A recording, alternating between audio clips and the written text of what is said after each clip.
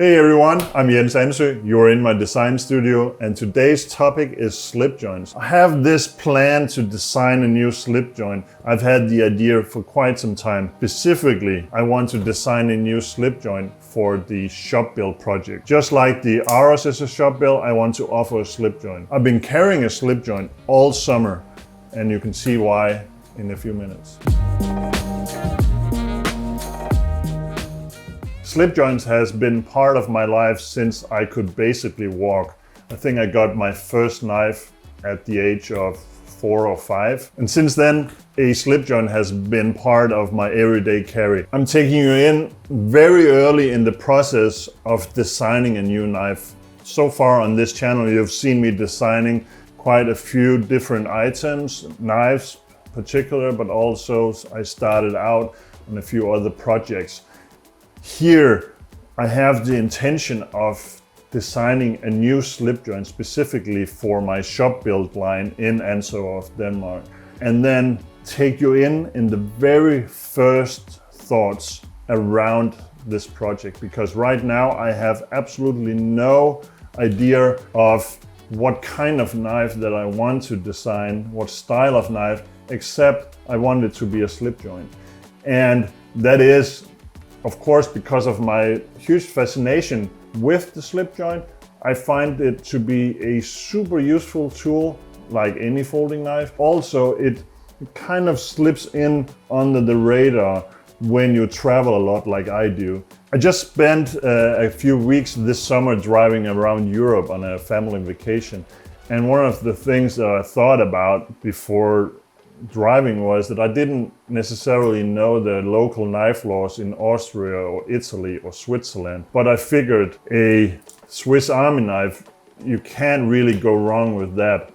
And everybody either have or should have a Swiss Army knife. I also admit that one of the reasons why I brought a Swiss Army knife was because of the corkscrew. Just thinking about reaching Italy 30 degrees Celsius and not being able to open a ice cold bottle of white wine had me terrified a bit. So the interesting fact about carrying a Swiss Army knife was that I was actually reminded of how much I enjoy the more traditional style of slip joint.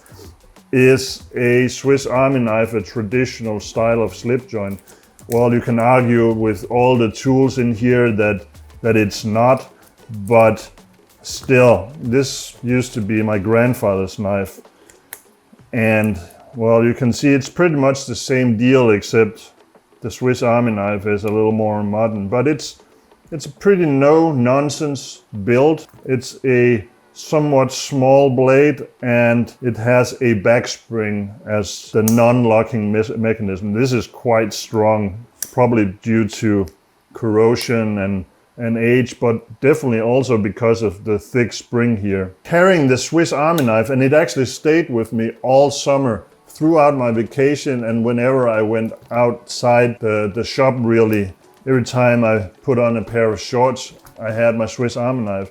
And it was just always there. This writing in the bottom of the pocket just goes unnoticed for me and for everybody else. And I really like that. As it happens, one of my most popular designs, if you don't count the newer Aros, which has seen such a popularity just in the last 9 months. But over time, the knife that I've sold the most examples of is the Monte Carlo. This is what I define as a modern slip joint. Slip joint in my brain really just mean that it's a non-locking blade, but it has some kind of mechanism that holds it open and shut. You also have friction folders that is purely held open by the friction of the scales or the washers. And that's not what I'm talking about here.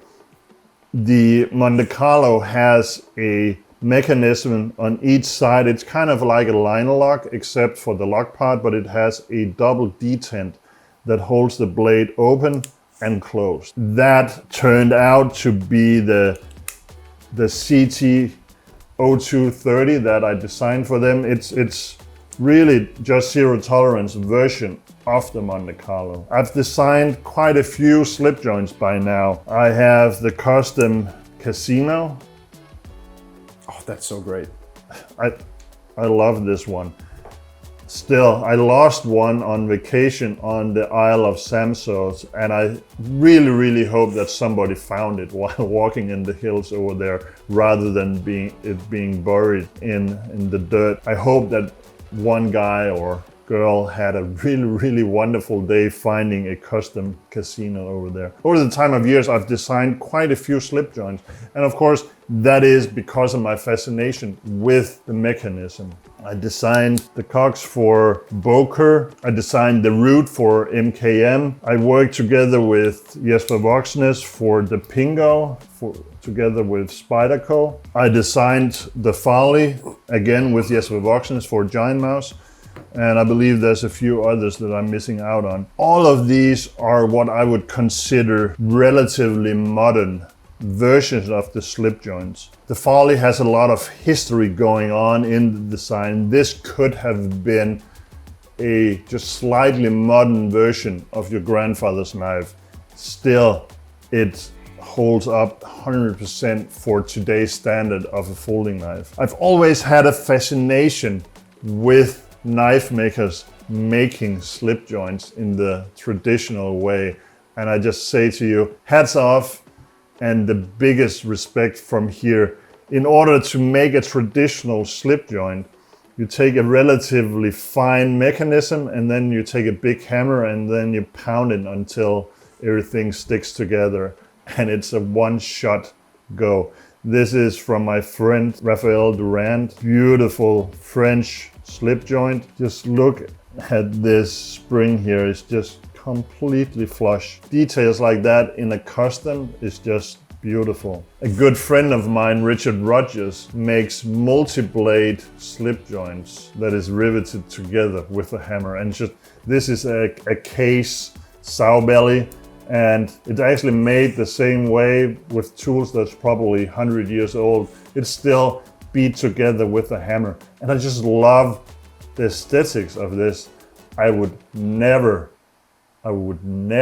be able to even attempt to build a knife like that. I like to have everything put together with screws. I can take it apart, put it back together, see where I messed up, take it apart, fix whatever needs fixing. Again, hats off to you who do this with a hammer. Another reason why I really enjoy the fact that you can take things apart and put them back together with screws is one, maintenance. It's very easy to take a knife apart when it's screwed together. You can clean all the parts. Is it necessary? No. Is it something that people enjoy? Yes. So that is one part of it. The other part is that it's very easy to customize a knife once you are able to take it apart. You can take the handles off, do stuff with the handles, or put completely new scales on it. I do know that some makers out there specialize in making custom handles for a knife like the 0230 here, so you can actually get micarta scales for the zero tolerance version of the Monte Carlo, which I find super fascinating, and also something that I take into account when designing a knife. And now specifically for the shop build series, I want to be able to offer the knife as is, or sell scales later on for customization. I want the customer to be able to take it apart, do whatever they want, put it back together. And that's the main reason why I just simply love a construction where screws are the mechanical way of putting it together. I got so much experience with the Monte Carlo that making another model with the same mechanism, well, that's just straightforward. The double detent mechanism, by the way, this is a mechanism, to the best of my belief, is invented by Bob Tossaola, my good friend, who allowed me to use that when I started making the Monte Carlo years back, 10 years back, I think. I reached out to Bob and he was so kind to allow me to use the mechanism that he invented. So, for nothing else, just the respect for my fellow knife maker and designer Bob, I want to use that mechanism. Also, just looking at my grandfather's knife and the traditional way it was built with wooden scales and a bolster area. The bolster area for the slip joint, in my understanding, is done to have a strong area of the knife where it's most needed around the pivot, and then you add the scales. I really love this detail here. My latest custom knife, the Sonic, I made integral bolsters. It's not the most cost-efficient way of offering bolsters, but it's beautiful. That's a detail that I'm definitely considering into this build or into this design that I'm going to approach very soon. One of the reasons why the slip joint has such a huge impact on my life is also the general idea that a slip joint is a smaller knife. It's easy to carry. It falls into the bottom of your jeans pocket or clips to the pocket if that's what you prefer, as opposed to the general fixed blade that is always larger. A knife like the sheep's foot that I designed a little more than 25 years ago, I actually designed this as an alternative to a folder. A fixed blade will always be the strongest choice for a working knife. My claim is that if a non-locking blade like a slip joint fails on you and closes, you're probably using it wrong. That said, a fixed blade in its sheer lack of moving parts is just a stronger choice. But even with such a small knife like the sheep's foot, it's still a different size package here. I have a tendency to just leave a slip joint in my pants, in a jacket pocket, in my bag, wherever I'm going. I would leave knives in my truck all over just because then I would have one handy when I needed it. And slip joints are just easy to leave behind.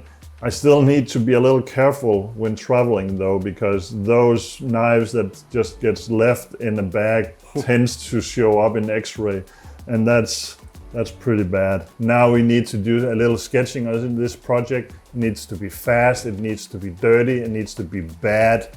I just need to get some sketches done.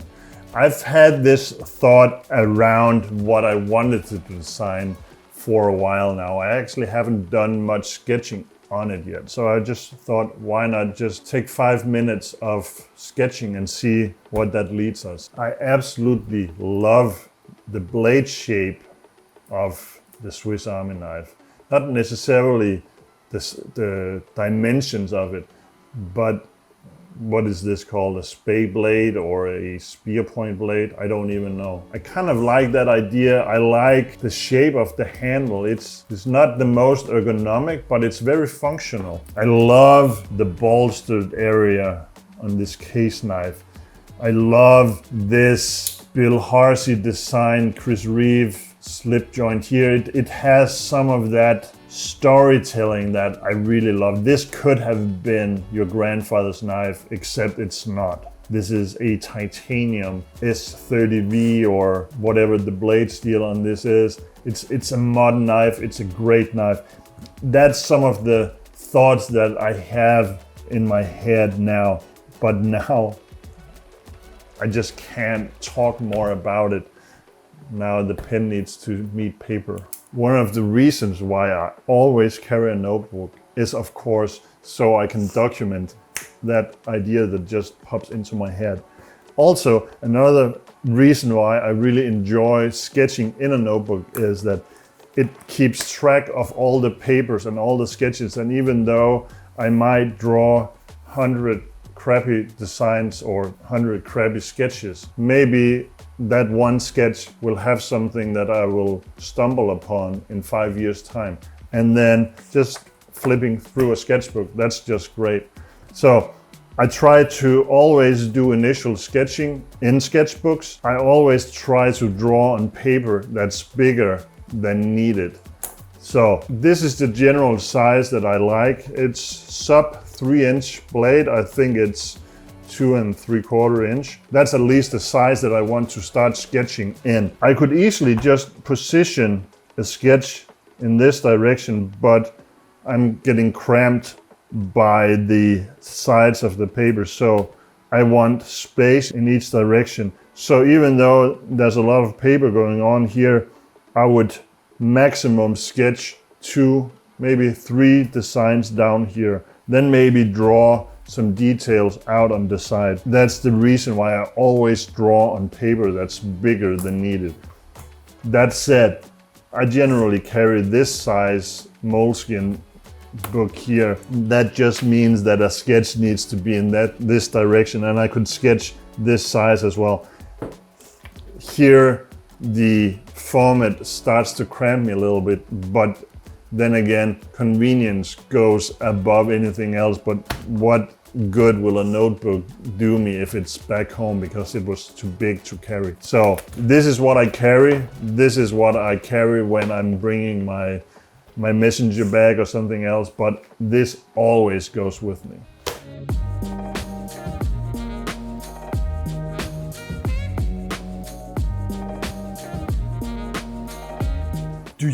Do you get new ideas from working on current projects, or are you so involved in just one project at a time, or how does it work within the Anso universe? I think I get inspiration at the weirdest times. Generally, inspiration comes when you're engaged with something else that doesn't necessarily require a lot of thought process. Cooking, taking a shower, driving your car, stuff like that. That's when the subconscious is working. When I'm deep into making something, then it's very hard for me to find inspiration for other projects. A good example is that yesterday evening I was writing on a newsletter about the auras. My newsletter has every 2 or 3 weeks a focus on the auras design, and the last few months I've been writing about some of the finer details of the auras. And I was about to do that yesterday, except I had been working all day on the toko design. From early morning to late afternoon, I was just so deep into the designing of the finer details of the toko that even thinking about describing anything on the auras was just so hard for me, which ended up with a very different newsletter than I first thought I wanted to make. That's not to say that I can't find inspiration for a new project while working on, say, a Monte Carlo, because then I'm thinking about a detail with the lanyard, for instance, and thinking, what if that lanyard shape here would just be slightly different? And then I would usually just grab a sketchbook and then just sketch again to just document that idea. So ideas come at random times. Sometimes it's hard to actually force it. Now I'm sketching on something here. Will it end up in something that is potentially good for the next episode of Designing Your Slip Joint? You never know, but in the past we've had quite a bit of luck with that. If you've seen the whole Sonic, what's that, 4 episodes in now? 5 episodes in now. It started out with sketching on a clock. So sketching 20 sketches in 15 minutes? Mm-hmm. That ended up pretty successful. So I'm very confident in this process. Sketching will bring it out somehow. One thing that I find really, really important, regardless of what I'm working on, it's not something I've been super good at in the past, but it's a thing that I've decided I want to be better at, is dating every single sketch. Is it important? Maybe not. But I'm just dating this sketch now just so I can see in the future, oh, that sketch was made in 2024. I've been horrible about it in the past, but it's actually something that I find really important, and it makes it easier to backstep a process.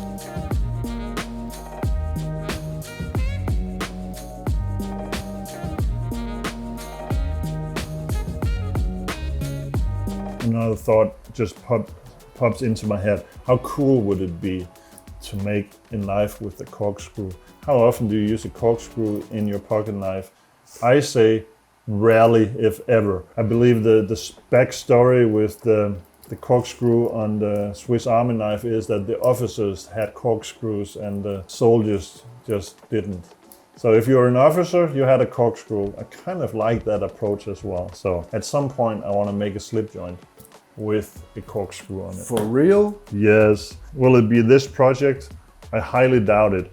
What if it was customizable and you can buy a single set of scales that added the corkscrew to the knife? That could be fun. So please leave a comment if you would hate to see me put a corkscrew on a knife or if you would love to see it.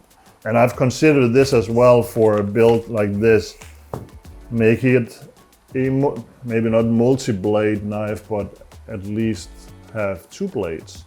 Kind of like the idea that you have your main blade and you use that for all the stuff that you're cutting, and then you have a smaller blade that you set to a very, very delicate angle so it's super sharp to just remove a splinter or something like that. Kind of like that idea.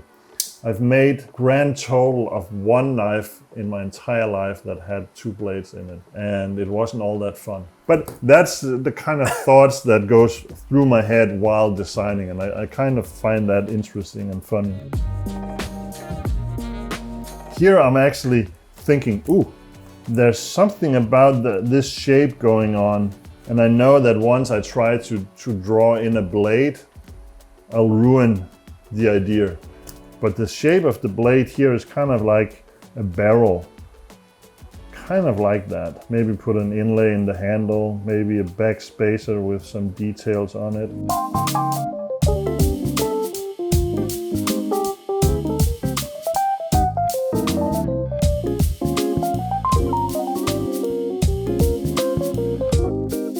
I just realized that just sitting here sketching just put me in this very, very good mood, even if Anders is here. And that's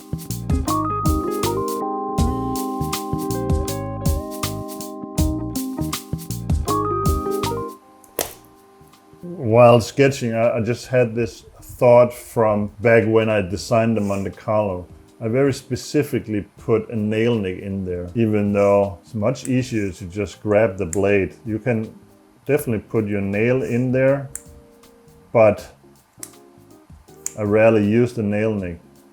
But I recall designing a knife that didn't have a nail nick, it didn't have a flipper, it didn't have anything really. I would hand the knife to somebody who admired it, and they would look at it and then think, how do I open it?